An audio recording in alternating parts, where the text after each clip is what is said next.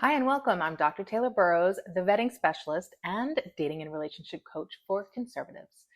I'm excited that you wanted to participate in this free webinar on relationship readiness today. And I just want to explain to you that it's probably better for you to go ahead and take the quiz and then have your results ready. Take a screenshot of your results page and just write down what you answer for all of the 10 questions, because I think it will help you in going through this training. You'll have your results and you'll know the context in which I'm talking about specifically. But if after you watch this training, you're not clear on what you need to do, then absolutely feel free to reach out for a free call and we can kind of go over the basics of it, the fundamentals. But if you want to go on a deep dive, you are welcome to also book a full hour call with me for that too. I've put all the links that I reference in the training and for the relationship readiness quiz down below in the description for the video. Don't forget to leave a comment below as well and share what your results were if you want to, or ask your questions. We can make this a little bit more interactive as well. I'm happy to respond to you. Oh, and don't forget to subscribe to my channel. Hope you enjoy it. Today, we're going to be talking about relationship readiness.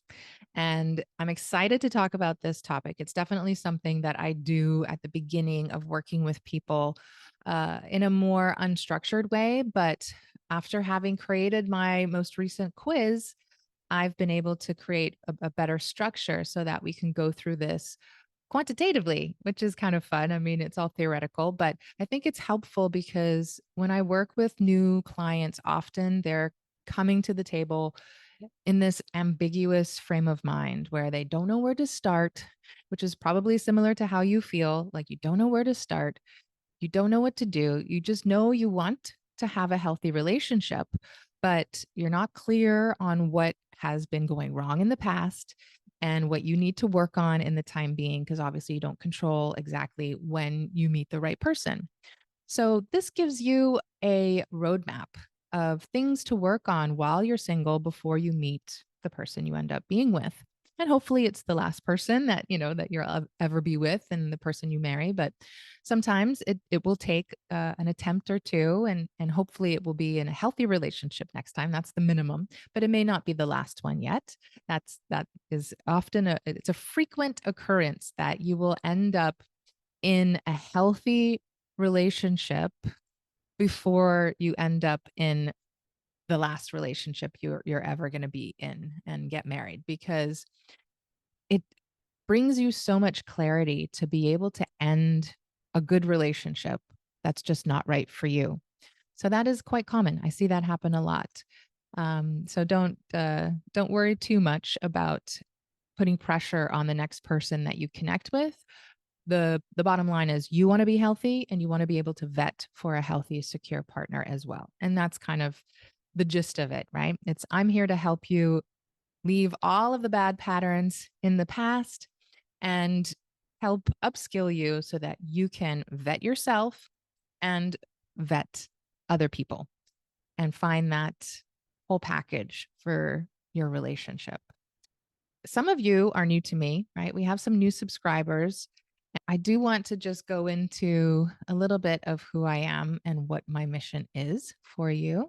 If you're not familiar with who I am, I'm Dr. Taylor Burrowes. You can call me Taylor. I'm a dating and relationship coach. I help mature marriage minded singles attract and build healthy love using the vetting system.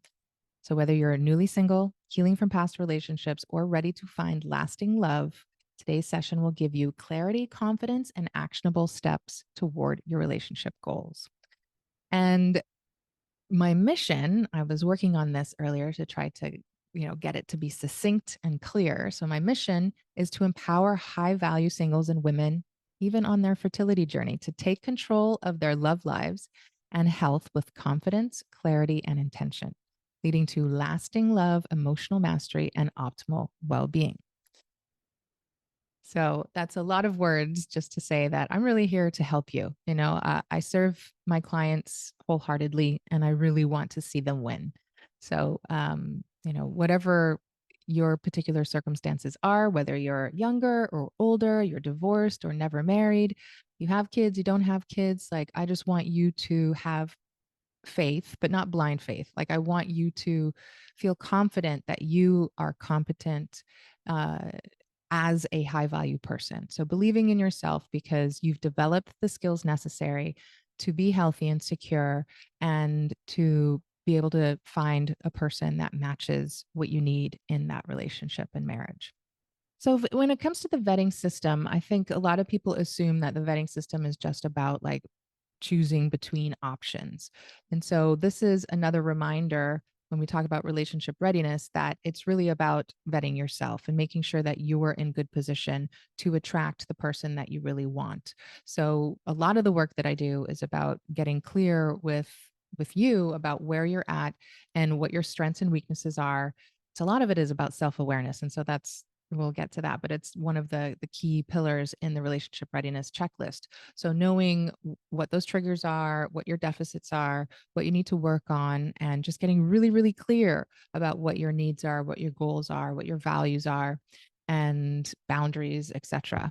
Because if you don't know about yourself, then you're not going to be able to tell what is compatible for you.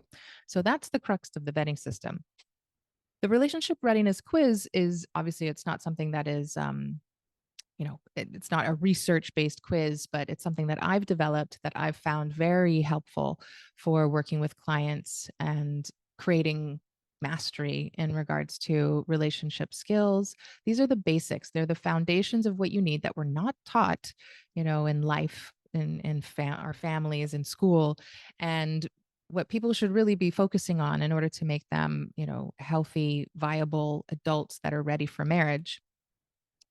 So, if all of you have taken the quiz, then great. If not, I definitely encourage you to take the quiz.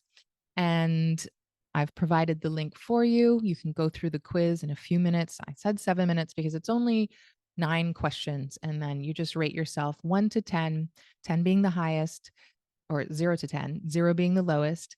And then you can kind of come up with it gives you a score at the end.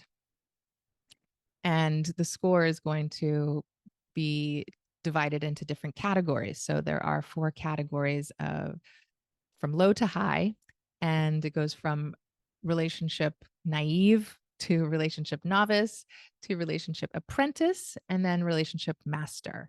And from the results that I've gotten so far, which is almost 100 people so far in pretty short time, so that's good turnout so far, but it's almost half and half, either relationship master or relationship apprentice, which is cool, kind of interesting, right? Like you would assume there's going to be generally in the general population, there's probably going to be a lot more on the lower end of relationship novice and relationship naive.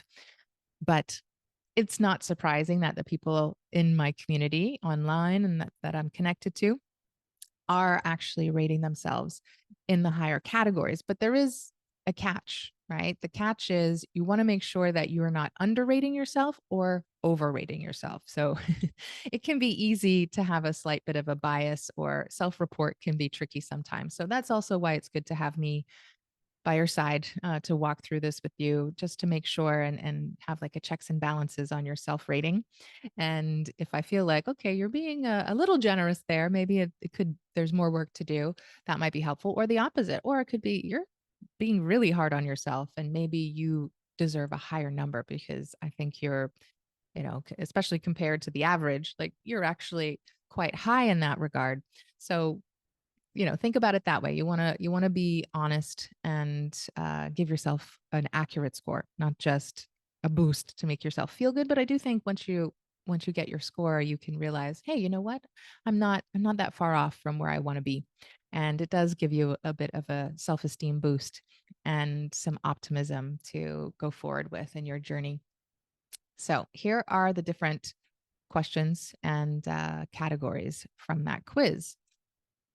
The first one is health and fitness. So this is your energy.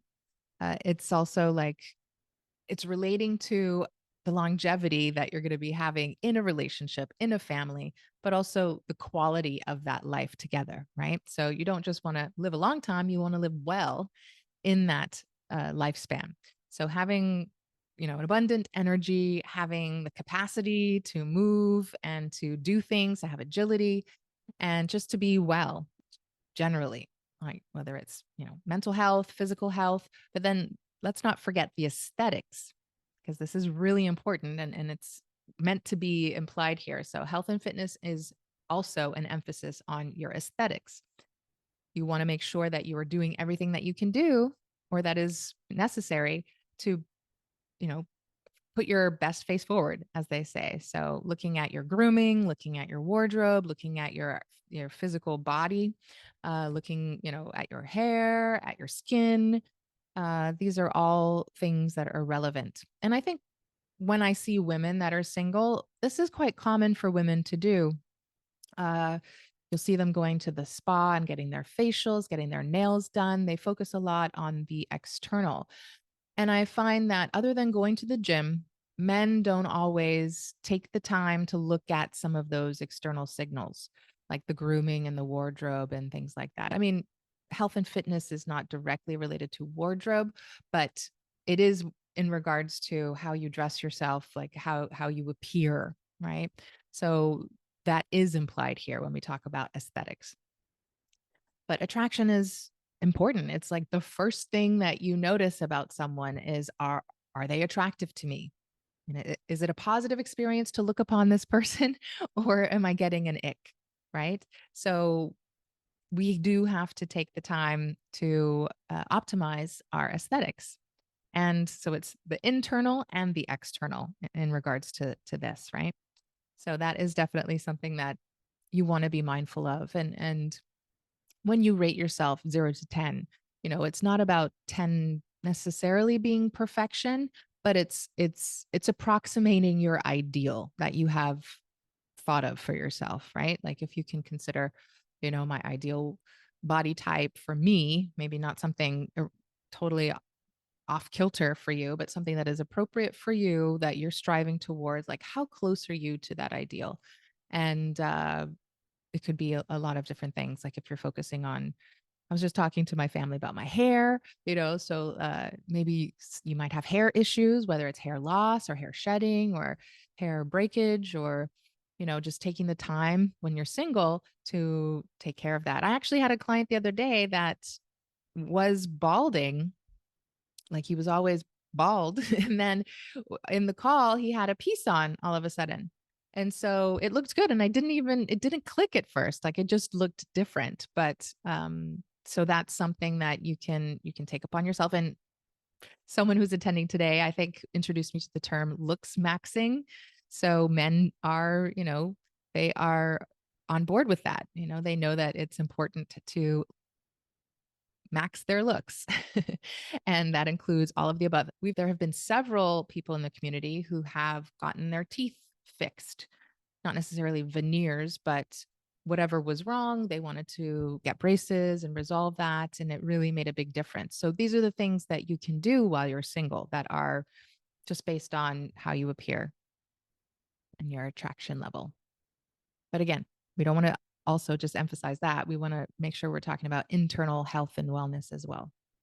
So that can include, your supplements and, getting a nice routine down in regards to your activity levels when you go out for your walks and your workouts and taking your electrolytes and all, just think of like all the trendy Zen things to do these days where they're telling you, there's a long list of things. Like you have to figure out what is helpful for you, like what works for you, but then learning how to internalize that routine so that it becomes second nature to you. Because you don't want to, it's a lot harder to learn these things later on when you are married and have kids. If you've already established those routines about how to take good care of yourself, then it makes life so much easier. So I encourage you to experiment with that now and figure out what works for you. And even do the cleanse that we were talking about before, right? Like that's a plug for that because better to do it now than later. And yeah, there it can keep you busy. There is a long list of things that you can do. So definitely you don't have to be bored and lonely when you're single. So that's number one. The number two, the second question is about self awareness and actualization. And I have a presentation on this just in and of itself because it is such a dense topic. I think we just sort of, yeah, self awareness. I know what that means. But it goes much deeper. The process of self actualization is a lifelong process. You're never really done. It's an ongoing process where you're going to continue to work towards your ideal self.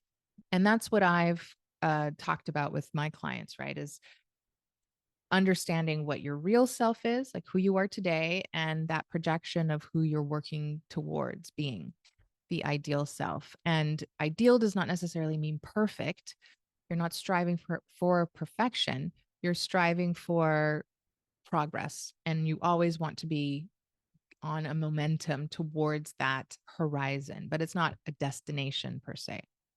So I think that's important to clarify because a lot of people can think that, they get overwhelmed and they pressurize themselves because they think they're striving for perfection. So when I say ideal self, it's just striving to be better every single day and going in that direction. So it's a horizon. And when your real self and your ideal self is very close, not to perfect, but close to the same. It's like if you think about, there's the classic example of drawing the circle with your real self and the ideal self is another circle. And so the further apart they are, this is a diagram that I have in my other workshop and I don't know if I have the diagram in my book, but I should. And so if the circles are too far apart, that's called incongruence. You were not congruent with yourself. But the closer and the more overlapping they become, the more congruent you are becoming. So your real self is more like your ideal self. And this is when, you do what you say, you follow through, you're aligned, you know, you're not just talking a talk, you're walking the walk. So they're not theoretical values or strengths that you seem to admire. They're actually lived out in your choices and behaviors. So you become these things, whatever those values are that you have. Everyone might be different, but knowing that it's not just a pipe dream, it is something that is characterized by you, by your behavior. And so people, if you say, I value um, honesty and you're always sort of a hypocrite or deceitful or telling white lies, and, then it's not a real value that you uphold. It's more just talk. So you have to make sure that you're actually living it out. And so that process can take a lifetime to get really skilled at. But knowing what those things are, what your deficits are, what your weaknesses are, your triggers, your goals, your values, all of those things fall under here. And the more that you know yourself, again, the easier it's going to be to attract the right partner. So it's not just about attracting a partner or many partners, which some people may teach you is just what to do to attract the most people. I'm teaching you how to attract the right person for you or the right people for you. So that might be a short list, but it's going to be an accurate list. So you're not going to have to go through tons of relationships. You will narrow it down so that you're attracting people who are going to fit with you. And that makes the whole process so much better. If you can avoid incompatible people or unhealthy people, then you're going to have a better experience in the dating process. So it can be hard to figure out what you truly need in a partner because you have to confront yourself. Like, is this my ego or my super ego talking? Like, am I just telling myself I need XYZ type of woman or man? I'm thinking of one of you when I'm saying this because you've asked this question several times. Are my standards too high?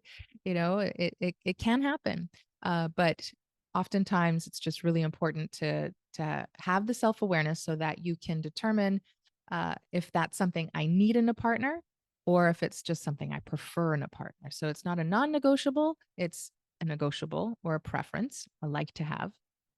And is it something that's congruent with me? Or am I being entitled about it? So that's when it's an unreasonable standard, when you don't have an equivalency in your life, in your expression, and you're expecting other people to have those types of things. So that self awareness is a bit of a humbling process, right? And some people who are very defensive, they're not able to look at themselves. They have those blinders on, those defense mechanisms as barriers, preventing them from seeing themselves accurately. And then so they'll continue to, go about their dating process, attracting these partners that are really not even compatible with them, but they think that they want them because of these projections and distortions that they have in mind, and they are not willing to examine them or re-examine them and correct themselves if they're wrong, right? I think it's that stubbornness sometimes, right? Like it's hard to be criticized, it's hard to take feedback sometimes, but when you realize you're trying to do something, time and time again, and you're just not getting it done right, and then someone tries to give you advice about what you can do differently in order to get a different result, it can be a knee jerk response to just dismiss that, get defensive, and say, no, no, that doesn't work for me, and not take any of the advice on. So you have to confront that tendency and you have to start to self examine and be accountable and learn to do things differently. And even if it's just an experiment, at least you tried, right?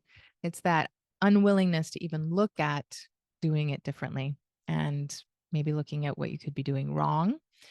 Uh, it's not always about judgment, but just I could have done it differently. Let's not even say wrong. Like maybe what I'm doing is just not working. Let me do something different and Mhm. then see how it works. Now we're on to character. This is really important is looking at your character, do you have integrity? Are you reliable? These are things that create trust in a relationship. So, so important. Am I a good person? How am I a good person? Some hard questions, and sometimes we can easily say yes, but you need to get at the heart of that and really understand, like, are you acting out these virtuous qualities even when no one's looking, even when you're not rewarded, even when you can get away with it not being a good person, and are you living in alignment to your values, which is so important as well. I do that activity where I have you list your core values and circle all the ones that you're looking for in a partner. And oh yes, yes, I want this, I want this, I want this. It's very, very common that there's a long list of core values that you're circling that you want for somebody else. But then when you ask yourself, do you have those? Are those things that describe you? It might not be an affirmative, and so that's important to find out, because that's where you can improve that, you can fix that. But if you're not willing to even look at your own behavior, then yeah, you're going to be uh, you have a lot of work to do and probably going to be attracting some people that are not appropriate for you. So character is, it's kind of subjective. Obviously, a lot of these are subjective, and you have to just sort of do your best to put a number to it. But I think when you are a good person, it's a lot, well, when you're a healthy person and when you're a good person, it's a lot easier to figure out when someone isn't. Because if you're living through those values that you prioritize and value, then, or, uh, that are meaningful to you, then you're going to notice when other people are not upholding those values, right? Like, I'm trying to think of an example of something that isn't, well, I mean, we talked about health and fitness. So let's say you have a lot of emphasis on health and fitness, and then you see someone who is sloppy and they don't take care of themselves, they don't have any kind of discipline or routine. It's very obvious to you when they don't have that. So the better you are in these things, the easier it's going to be to spot someone who isn't. And in the actual quiz, I asked, how kind, honest, good, respectful, and honorable are you? So consider how consistently you do the right thing, even when no one will know. we talked about people pleasers on the last presentation. So you definitely don't want to dip into that, right? Like you don't want to get into the caretaking mode where you neglect yourself and just take care of other people. But you want to make sure that you're working on how you say things and how you treat people, and recognizing the areas that maybe you could use some progress on. So I'm definitely mindful about trying to be kinder and um, communicating respect in the ways that other people need. I think that's the difference. It's one thing to just do it the way it comes naturally to you, right? But when you can think about when you know someone well enough to know what they need and what they're looking for, that's where it can get tricky. So putting this in the context of a relationship, obviously if you're single, think about like family relationships or friendships. And I'll give you an example. I had a situation with a really good friend of mine recently, and she I don't want to put her on blast, but she's announcing it now. So she's pregnant, and I had a feeling that she was pregnant, and we had been talking about it, and then she went silent. And so, if it were reversed, I would have shared with her right away once I knew that I was pregnant. But I got the feeling that she was very, hesitant to talk about it. So I kind of said, I want to be here for you, but I want to respect what you need. And she said, yes, I need space. I'll get back to you. And then she never really got back to me for a while. And I was sitting there like, oh, what's going on? What's going on? But it made me think about reciprocity. And obviously I was trying to respect her, what her need, which her needs were. And at the time it was space and not talking about it. So I was respectful of that. But my reaction to it was a little bit like, I took it personally a little bit. And so I thought about reciprocity. And there are things that we do differently as friends. And so she's really good at hostessing, so good at hostessing. I mean, I'm a good hostess, but I'm not as extravagant as she is. And she's just like very, yeah, she was, yeah, she's she's a natural at all that sort of stuff. So I just thought about, okay, well, that's not a strength of mine. So she sort of does that more than I do.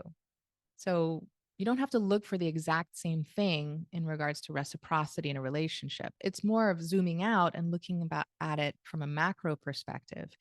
And so I might share things with her more readily. And to me, that's communicating closeness and intimacy. But for her, maybe she expresses herself with, caretaking and hostessing and that kind of stuff. And she really enjoys that. And so there's reciprocity, but in different areas. Does that make sense? And so I'm expanding on the idea of respect, and reminding you that people feel respected or people feel appreciated in different ways. And so learning how to accept what other people need and give them what they need or more of what they need when they matter to you. Obviously, you don't do this for everybody, but in the way that they're looking for it, or that they need it right now. Right. So we can be better at that. I think it's a lot easier to be good at what we're good at, not so good or easy to be good at what other people need when we're not as good at it. So I hope that example was helpful for you. Let me know in the chat. Give me a thumbs up if you think that was a helpful example, uh, or not. But yeah, so we can always be a better person, trying to be kinder and more respectful. Oh, I see some thumbs up. Cool. I'm glad that was helpful for you. So the next one is emotional regulation and emotional health. How the question on the quiz is, how emotionally intelligent, stable, healthy, mature, resilient are you? That's a mouthful. But consider how well you get yourself to feel calm, relaxed, and receptive after feeling triggered. Consider how well you handle conflict or stress without shutting down or lashing out. Perfect example, me with this presentation today, right? I was clearly dysregulated. For those of you watching the recording, Zoom was not my friend earlier. I was having a big issue trying to figure out how to share the screen. And I was feeling overwhelmed with just all of these features and trying to navigate that. And it wasn't working. It wasn't me. There was some glitch happening. And I was pressing, share screen and it just wouldn't do it. So I had everyone who's live with us on the call, and then they left and then they came back and it still wasn't working. So I had actually decided to just reschedule and end it. And then as soon as everybody left, I tinkered with it again and then I got it to work. So I called them back on, and these very supportive community that we have, they hopped back on for the most part. I don't know if I think we might have lost a few people, but that's okay. I really appreciate their flexibility. But yeah, recognizing that you can be dysregulated and not lash out, not blame other people. It doesn't mean you have to be, flatlined. Like that's not what regulation requires of you. You don't have to be like, it's fine. Okay. Everything is, you don't have to pretend. It's just acknowledging your emotions is the biggest part. So I think, what did I say? I said, I've hit my limit. I said, I'm reaching freeze because I'm staring at everything and I just don't know what to do. So that awareness is really helpful in the process of emotional regulation. Narrating what's going on with you, figuring out what you need, asking for help if you need. I was definitely doing that as well. And then being able to bounce back, right? Like the resilience of then getting to a regulated state where you can function. And hopefully you think that I'm functioning okay after that uh, kerfuffle.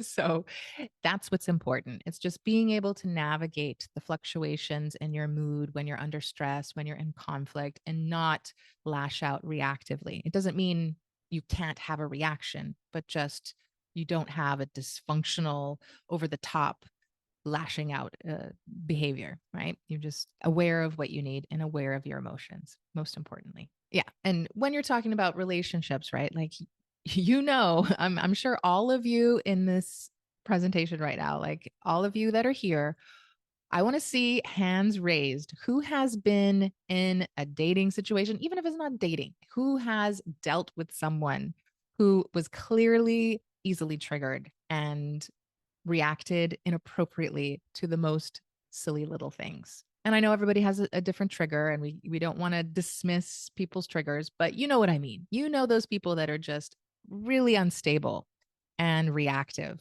and dysregulate way too easily. Yep. I see some yeses in the chat. Yeah, more yeses coming out. Yep.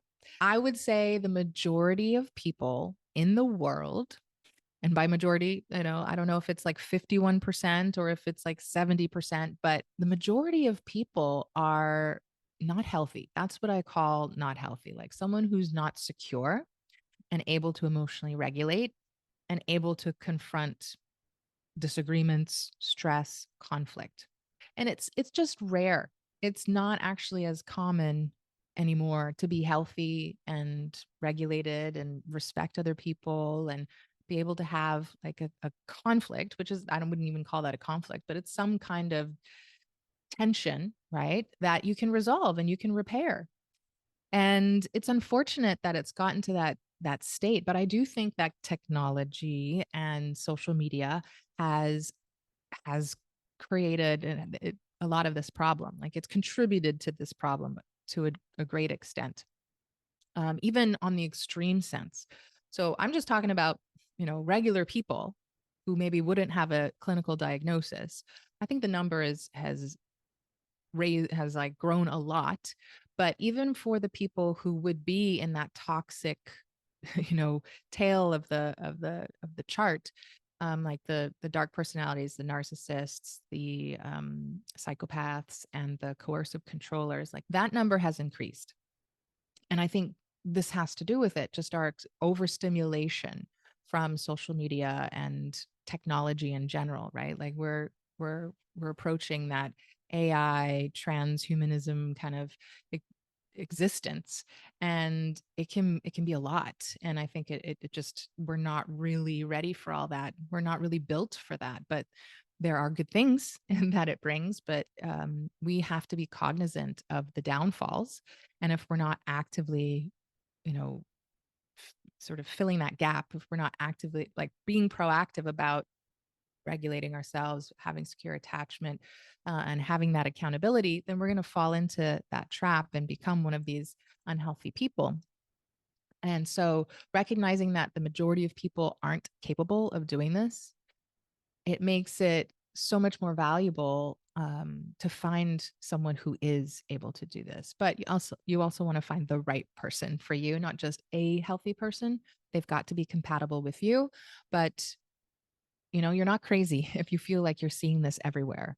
And I just want to, validate that experience for some of you. If you are feeling like, oh my gosh, it's just like everywhere I turn, I'm running into people who can't control their emotions and who I can't trust, and it's overwhelming. I was talking to a potentially new client yesterday on a vetting call, and he was just like, I'm feeling like I want to throw in the towel, like I've had crazy person after crazy person. And there's that meme, like if they say all their exes are crazy, there's something wrong with them. Sure.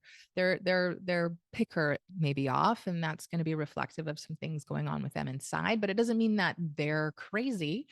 It can just mean that they're attracted to emotionally unavailable people, and they can become an easy target, and there's a lot of them out there. And so if you're not doing your due diligence and identifying and honoring your boundaries and needs and values, then it's easy to get entangled with an unhealthy person. So knowing that you're looking for someone like that, it's more reason to make sure you are that person as well. So that's kind of the main point about this question. Oh, I think I didn't slide. Sorry about that. Oh, so now I'm on emotional regulation for you. But anyway, I talked about it already. Making sure that you can manage your emotions without, you know, being triggered left and right and causing damage in a relationship, because it's a lot harder to once you cross that line of decency, it can be like you can't repair it after a certain point. So being able to control yourself before any of that happens and learn how to regulate yourself is so important, because you can lose a good person if you're the one that's reactive, right? And you don't want to be that person. You want to make sure that you're healthy and that you're able to navigate all of the conflict that's going to come in a marriage. I mean, it's impossible to not have conflict in a marriage. That's not a marriage. So if you're avoidant of conflict and disagreement and stress as well, that's going to be a problem. So you have to learn how to confront it and work through it. So it's really more about repair skills than conflict skills, which you hear a lot about. I used to talk a lot more about conflict skills, but now I'm really trying to shift into focusing on the repair skills, because that's what's really important. I think the conflict part is the emotional regulation. So as long as you can emotionally regulate and also then communicate, then the focus is really on being capable of repair. And you can't repair if you're not in a calm, regulated state. So that's also pertinent to clarify here, because just a little bit about the emotional regulation piece with the autonomic nervous system. There's the sympathetic and the parasympathetic activation. And so when you're in the parasympathetic, you're in the calm, rest and digest and connect state. So you can't repair, which is all about reconnecting, if you're not regulated. And you can co regulate with your significant other, but we're not babies, right? Like we're full grown adults. So we do have the capacity to regulate ourselves. And that needs to be established first. But if you're able to, once you're in a healthy, secure relationship, you're going to be able to co regulate with each other as well and get into that parasympathetic state. But if you're in the sympathetic state, the fight or flight and freeze and fawn and all that sort of dysregulation, then you're not going to be able to repair. That's my point. But if you want to go deeper into emotional regulation, do buy the book. I believe it's $22, but I think the link, just ask me for the link if you're interested in getting the book, but it should be in one of my link trees uh, listed on all my platforms. So I mentioned effective communication. This is definitely something that is a very important in relationships. If you can't effectively communicate, then it's going to be very hard to sustain a relationship well. And it's the ability to express your needs, but most importantly, actively listen to your significant others and validate their emotions and needs. You're not going to be doing this for every single person you meet. Remember that.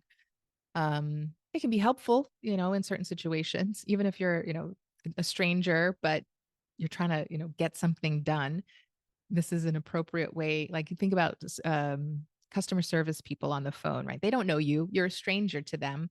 But when they're able to listen to what you need and communicate calmly and respectfully to you, it can calm you down and then you can find a solution, right? So it's helpful in those circumstances with strangers. But for the most part, you don't have to go above and beyond for every single human being out there. It's more relevant for people who are significant to you, so whether it's a romantic partner, family member, close friend.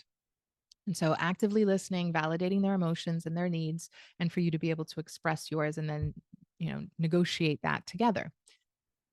But understanding how, are you able to express your thoughts and feelings and needs, boundaries, all of that well, clearly, right? Like, are you doing a good job at that? That's what that question is referencing. So you can think about what you put on your quiz or what you would put on your quiz if you haven't taken it yet, between 0 and 10. Like, how well do you do those things?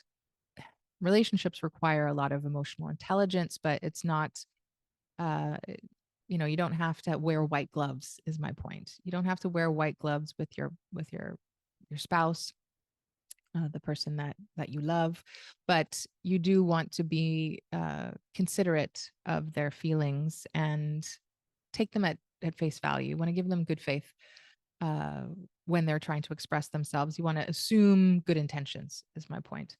So being emotionally intelligent just means that you're able to attune to their emotions, their experience, and have empathy for that. So, and by empathy, it's not just all feeling like what they feel, it's the ability to take their perspective. So knowing that you two are different, you have very different experiences as man and woman, even if you don't understand it completely, you can at least respect their experience and attune to their needs. And being emotionally available yourself. That's something that we talk a lot about with men, right? Like, what does that look like for a man? What does vulnerability look like for a man? So the question isn't, you know, how vulnerable are you, but are you able to open up and be accessible to someone who's important to you? And you have to in a marriage. There is no relationship without that vulnerability. And obviously, I'm kind of on a tangent a little bit, but as a man, you don't want to be like that with everybody. But when the person has earned that, because of your relationship, whether it's family, a close friend, or significant other, you have to be able to navigate that realm. You can't shut down and you can't avoid. And a lot of men in particular out there are very avoidant, and they do have a wall up, and they don't make themselves emotionally available for whatever reason. If that is relevant to you, then you need to work through that and learn how to open up and be emotionally available with the right people, not with everybody, but with the right people. Okay, so in regards to conflict resolution and repair, like I said, all relationships have conflict. The point is resolving it. And there was research done, I think, by Gottman. The relationships that had less conflict were not the healthier, successful relationships. It was the relationships that had more conflict but also repaired. So the relationships that had conflict but didn't repair didn't fare well. The relationships that didn't have conflict didn't fare well. It was the relationships that had ample amounts of conflict but also were able to effectively repair afterwards that succeeded and were healthy. And that's a really important thing to understand. And I think it puts a lot of this into context. So, in asking yourself on this quiz, how well am I able to do that? Do I have the skills to work through disagreements? I think that's really important to be honest about with yourself and with me, and to work towards having better conflict and repair skills if you see a deficit there. So if you put like 8 or 9, great, 10 even. But if you put, 5, 6, there's room for improvement. And I'm sure that there's a lot of people out there that would put or should put, whether or not they do, but they should put like less than 5, because not a lot of people, again, are good at this. So recognizing in this type of relationship that's healthy and secure, you should be navigating good faith conflict. You're not feeling like it's the end of the world. You're not feeling thrown under the bus. You're not assuming like they're going to launch into something scary. Like it should just be clearly they are telling this to me because they want or need something and they want things to be better. They're not just doing this to make my life miserable, right? To create problems. So knowing that you're going to be navigating good faith conflict with that in mind, so that the goal is to reconnect and to grow. That's ultimately the point, is to get a deeper bond, to learning to understand each other is so important, right? Like that's the key. If you really love someone, you want to understand them and you want to help contribute to goodness in their life. You want them to feel good, you want them to be happy, and you want good things to happen together. So if you truly love someone, then you're going to want to know what their experience is. If you don't really love them, then you probably don't care. You want to skip that step because it doesn't matter to you because you're more focused on yourself, right? And a lot of people are in those types of relationships. A lot of people are very selfish and dismissive of their partner because they don't truly love them. They may be infatuated, they may be, maybe they settled, they may be resentful, but that's not good. So you definitely want to be in a relationship where you're motivated and curious about the person. You want to understand what they're. Oh, another thing just to mention right here is solution focused orientation, right? It's just when you're in a healthy relationship, it's not like a power struggle. You can work through a power struggle. That's a normal stage in a relationship development. But in general, you don't want to see the problem as the other person, right? It's not like a fight like me against them. You want to be a team that's fighting against something external, something bigger, something else. That's the problem. So it's you against the problem as a team and working towards finding a solution. Now, even if it's like something they did that caused this problem, like it's still not the problem is them. The problem is finding time, or I'm just trying to think of examples. So just now with Dennis and I, like he had booked his work call from 9 to 10 with this starting at 10. And so I was watching the baby and trying to work at the same time as he was making noise and having to attend to him. And so I mentioned to Dennis, so I was like, oh, remember we were going to try to make sure that on the days that I have these workshops that you wouldn't schedule a call that hour before so that I could fully focus on preparing. I didn't blame him. He wasn't the problem. The problem is trying to juggle schedules. So, you know, it's fine if you make a mistake. It's just let's just make sure and for the next time block out your calendar the hour before. But then he ended up ending his call early, so that was good.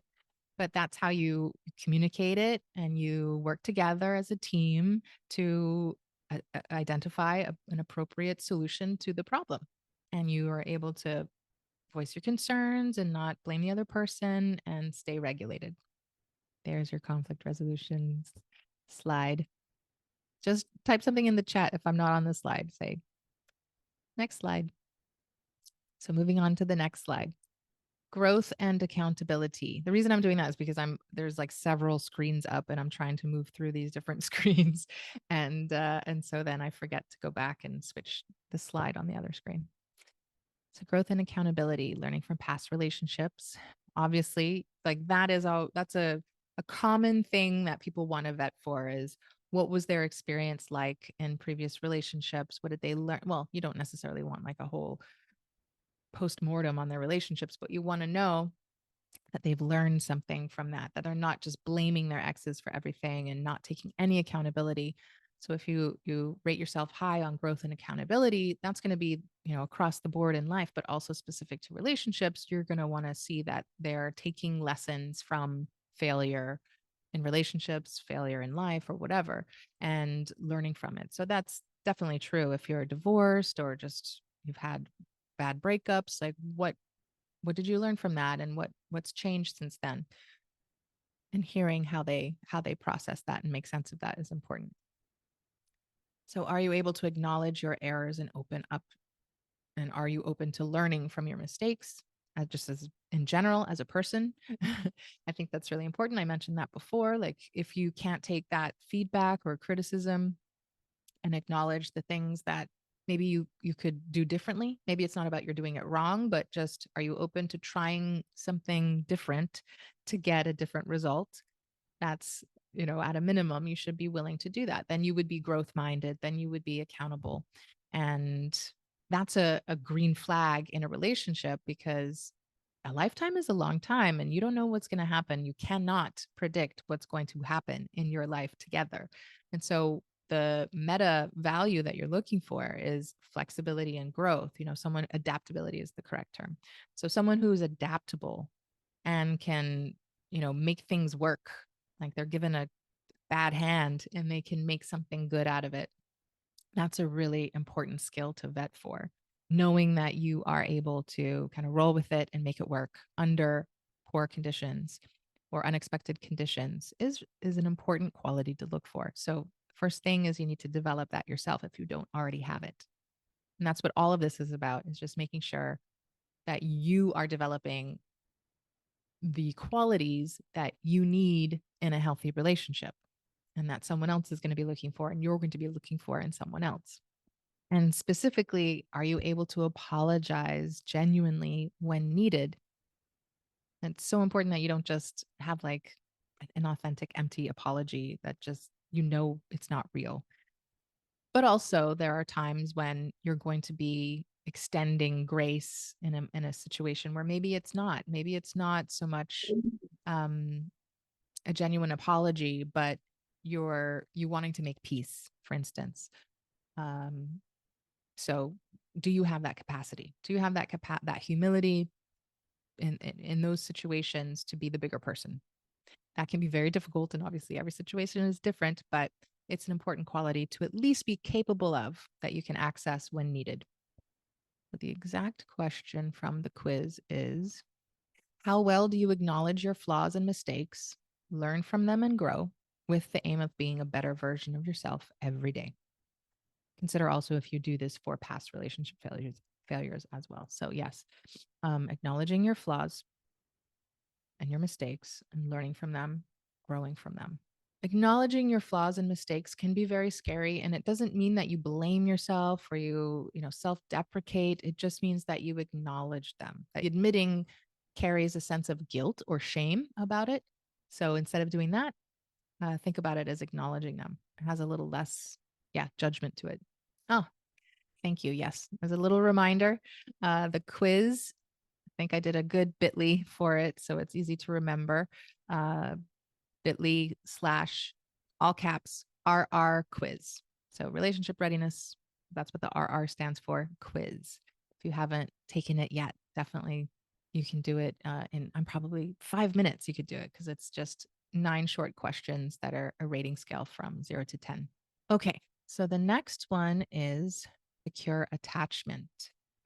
And let me read the question for you exactly as it appears on the quiz. How detached from past romantic relationships are you, and or how well do you take care of your own needs and give and receive healthy love within safe relationships?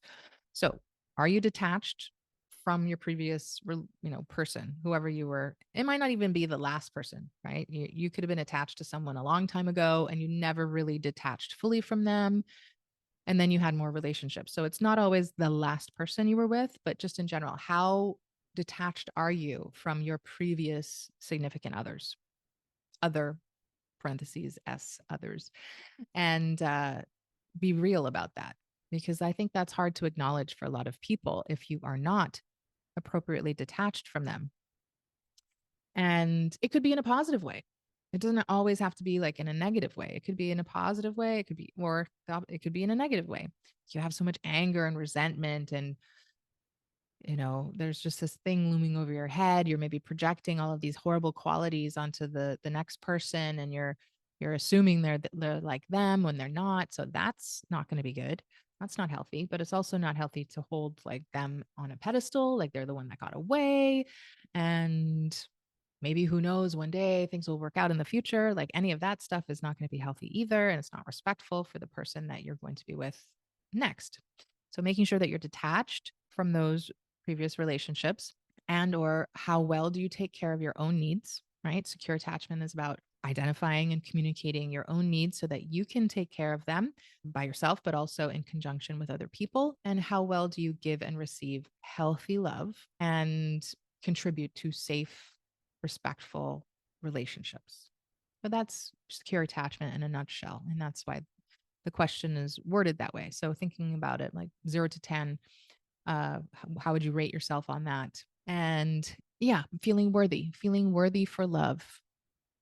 If you think about it, like, do I feel worthy for love? Are there some deep wounds that I'm carrying with me, whether from my childhood, from my parents, or from early experiences, or just somehow along the way, I started to doubt myself and feel unworthy of that healthy? Do I just feel so cynical that I just don't believe I'm capable of finding that healthy, secure, stable love? We need to work on that if you don't. And so you got to be honest with yourself first before you can work on it if it needs boosting. So making sure that you're approaching relationships from a place of security rather than fear.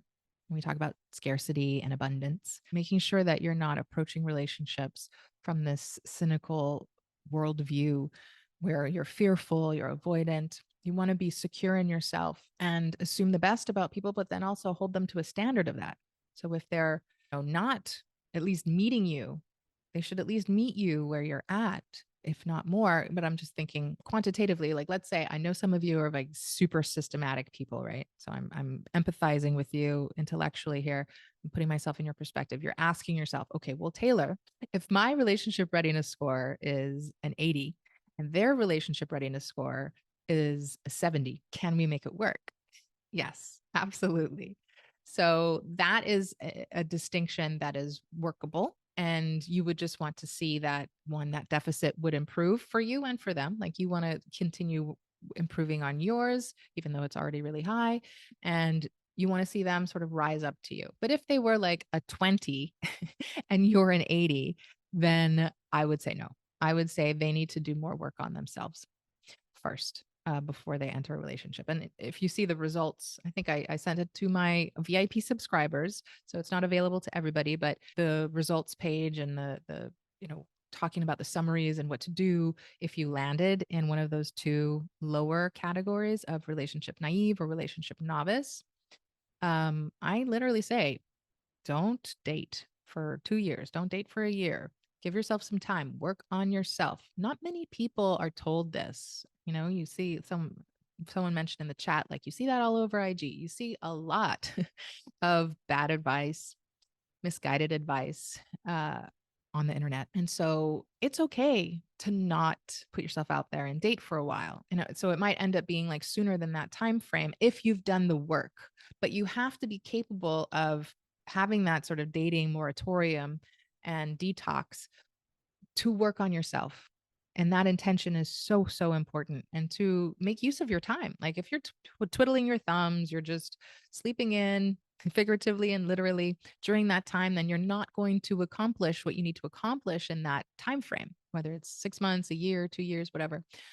You need to be proactive and you need to be disciplined in these regards and really be intentional and set out to attend to your relationship skills through friends, family, colleagues, um, even strangers, the way that you interact with your neighbors or whatnot.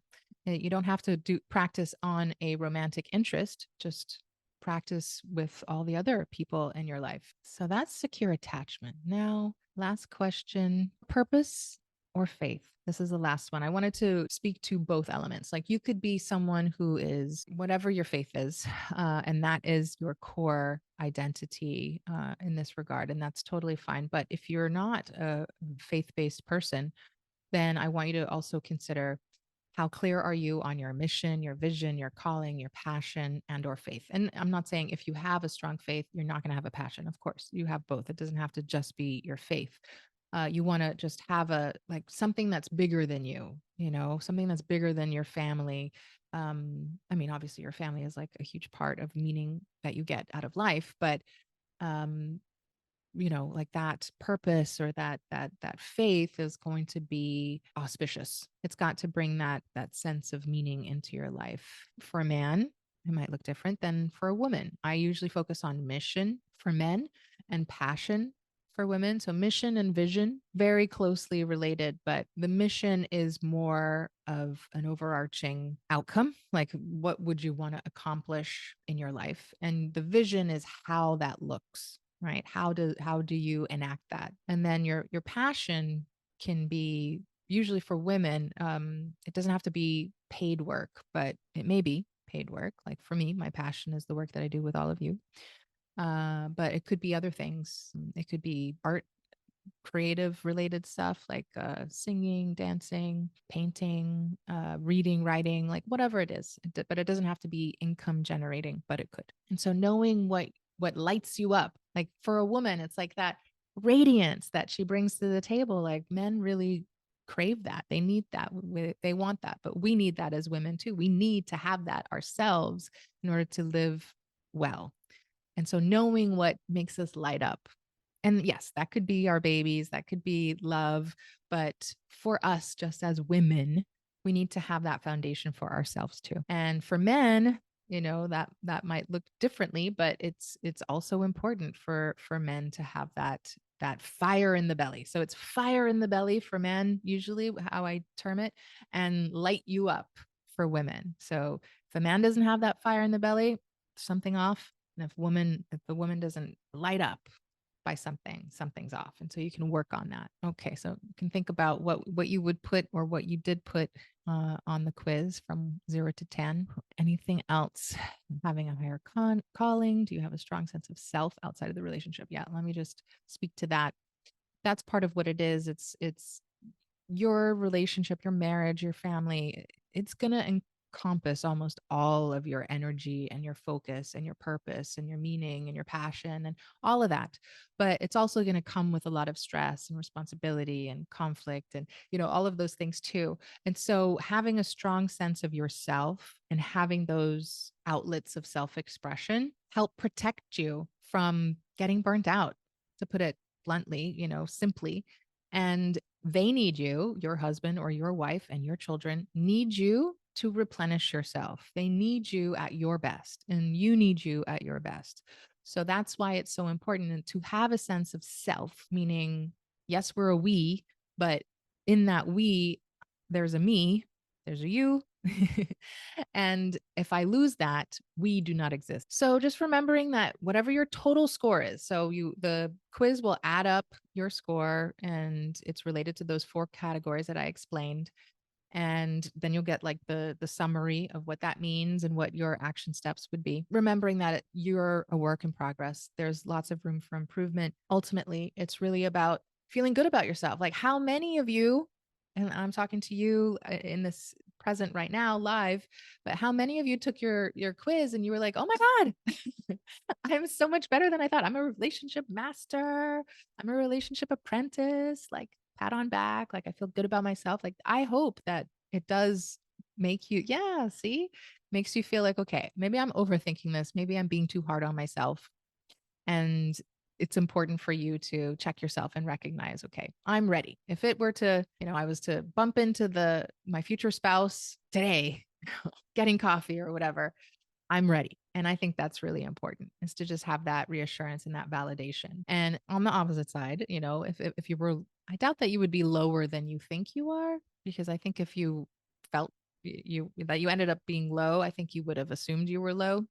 Um, then it's just confirmation that, yeah, I've got stuff to work on, but now I know what I can work on. So it's going to bring you clarity. And I think that clarity is really reassuring in and of itself. So one way or the other, this quiz should reassure you. And I think I went through this with one of you one-to-one recently. And that's kind of where we landed was, yeah, I was totally unsure of what I wanted to work on or what I needed to work on. And now I know I have a game plan of what I need to be working on. Then it can be a lot easier to then gain 10 points on this quiz or 20 points on this quiz, because you can start to have clearer action steps.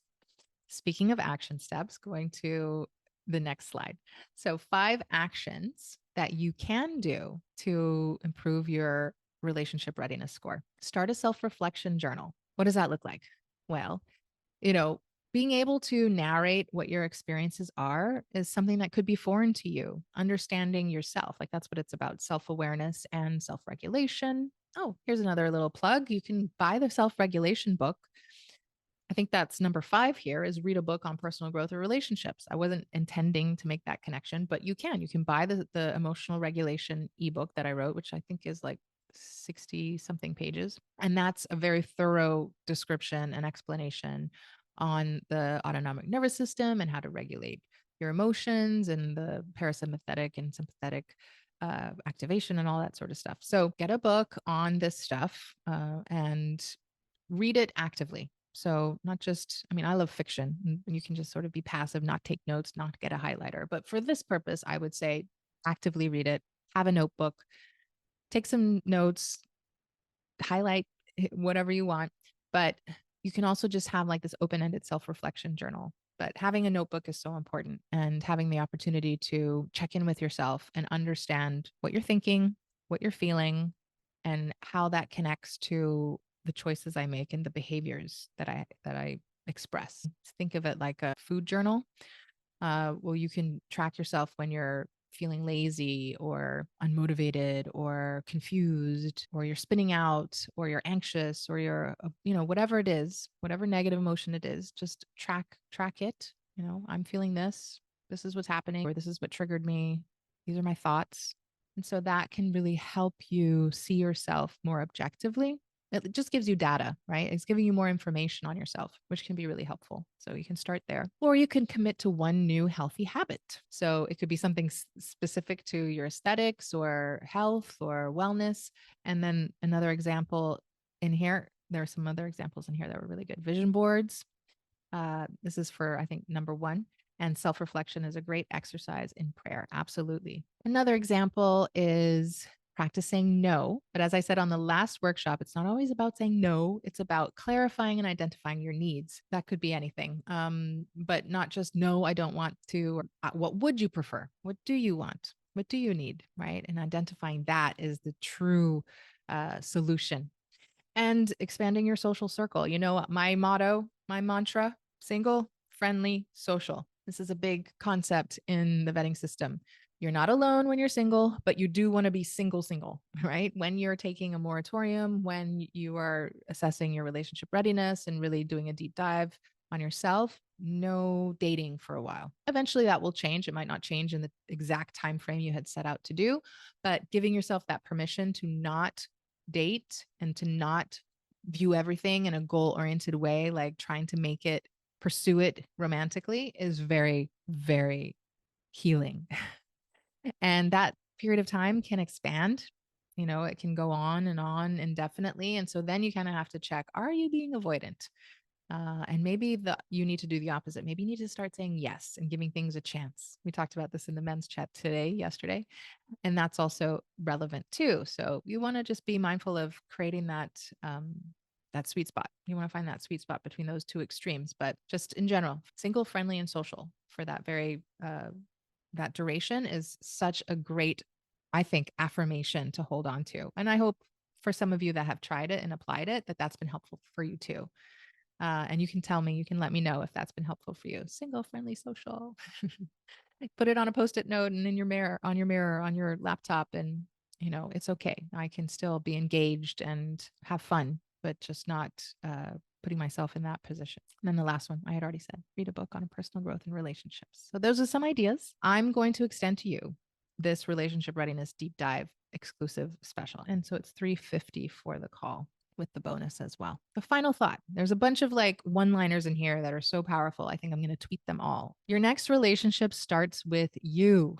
Like, it sounds like a cliche, but when you get it, like, it really lands as a aha moment, meaning your next relationship is a reflection of the work that you do now. It's almost like what I talk about. Sorry to switch gears, but it's like what I talk about pregnancy and fertility, right? The quality of your pregnancy and child and everything is directly related to the work that you do preconception on your body and trying to get everything healthy and calibrated, right? The healthier you are in that preconception stage, the healthier your child is going to be. This is a responsibility that you need to acknowledge and take on responsibility for. But it's the same with the relationship, if you can use that analogy. Like, your next relationship, the quality of it is a reflection of the work that you do now. This is the pre-relationship readiness stage where you need to do that work to level up the outcome of what it's going to be like. So I hope that set off some light bulbs, and you can let me know in the chat if it did. I just want to